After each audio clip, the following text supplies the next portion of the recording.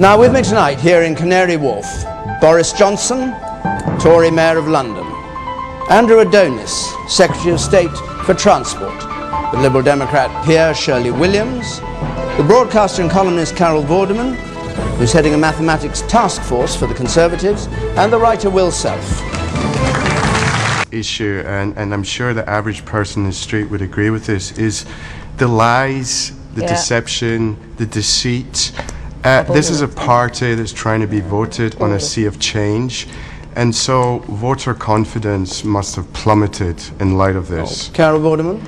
Well, it's interesting you talk about lies, deception and deceit with the three words. Who is driving Labour's campaign to bring this to the fore in the media? Peter Mandelson, Lord Mandelson on high, who, if my memory serves me right, had to resign many years ago when he was given a loan from Geoffrey Robinson, and Geoffrey Robinson was then being investigated by the DTI, and lo and behold, Peter Mandelson, as he was then, he was only a mister, became the Secretary of State for the DTI. The loan came to light, he had to resign. Then he was put in as Secretary of State of Northern Ireland just a year later, and then we had the whole Hinduja passport affair, and then he had to resign again. So for Peter Mandelson to be driving on some kind of system of sleaze, it beggars belief. What? No, because Lord Ashcroft should have paid. I absolutely agree with you, he should have paid. But what I hate to listen to is politicians picking at each other on technicalities. Well, it's utter navel-gaze. It is a technicality. But come back to the questioner. Christopher. It is a technicality, and they're all as bad as each other, and your lot are as bad. £10 million since 2001, Labour have taken non-DOMs. Right. And Liberal Democrats have taken, I'm sorry, I like numbers, £4 million from non-DOMs. And Chris Huhne, who's all, Saint Chris Huhne, he has taken money for his leadership campaign from the Carousel Company, which is run by from a non-DOM run company. Chamber of the Houses of Parliament. That's the distinctive. But Shirley, it's a technicality, Shirley. We're all fed just up one with thing, panel. If you all speak at once, the audience can't hear one of you, any of you. So try and do it one at a time. But the woman in red there, and then I come to you. I don't think the issue is that Lord Ashcroft contributed as a non-dom. I think that many people have done this, and that's not the issue. The issue is that complete lack of sincerity and transparency that spanned a decade, which I personally can't understand, and But a decade in which there have been so much Labour sleaze in this last decade. I'm sorry. This is a continually. I am fed up with a whole lot of them.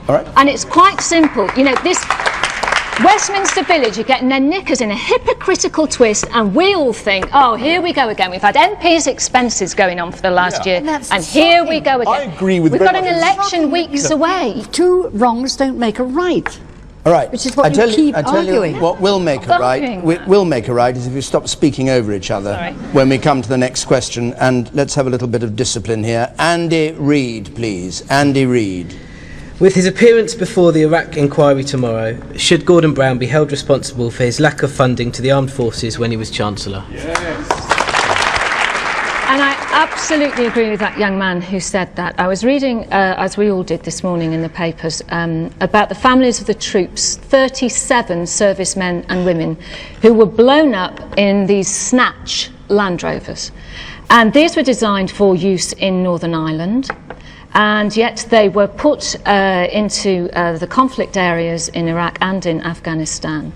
Now, when the Americans put their versions of these in, they found very quickly that they couldn't cope with these improvised explosive devices, these IEDs.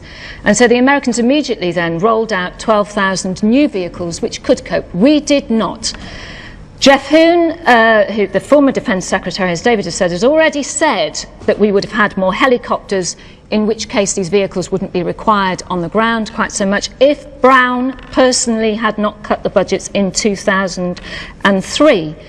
These families have been asking for an inquiry consistently for years. It is a disgrace that this government hasn't given them an inquiry. There's an inquiry. Bob Ainsworth has said it is not an appropriate use of public resources. then what is? Sorry, there is an inquiry taking place at the very moment. Gordon Brown is appearing before it tomorrow. We could not be... The families aren't allowed to. We could not be more open in engaging with these issues and allowing for independent scrutiny to take place. I absolutely disagree. Will Self. I think Shirley's right. From Sandra Rolls, please. Does the public have the right to know the circumstances surrounding John Venable's return to prison? What do you think? In black and white? Yes. I agree that it shouldn't be in the public interest to know, but however, if this person's a reformed character, then he should have done everything he can not to have been back into being prosecuted. Well, do you know what the actual guidelines are on being returned when you're under an indefinite sentence and when being returned under licence?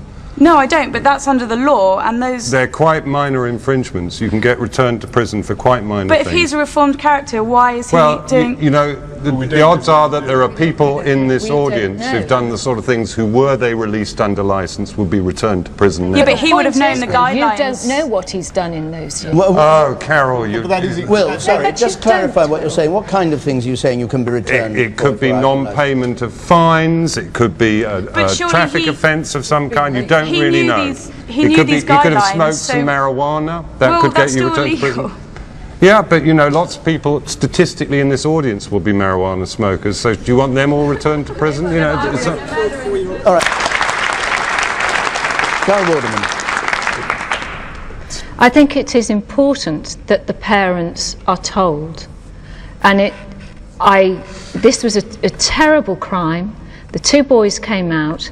It is indicative of another thing that I feel is that we are constantly nannified and told we shouldn't be given information, and in that way anger grows. And when little Sarah Payne was murdered by the paedophile Roy Whiting in the year 2000, this is significant because there was news this week as well, there was a lot of defence of the those on the Sexual Registers Act, and then there was this terrible event when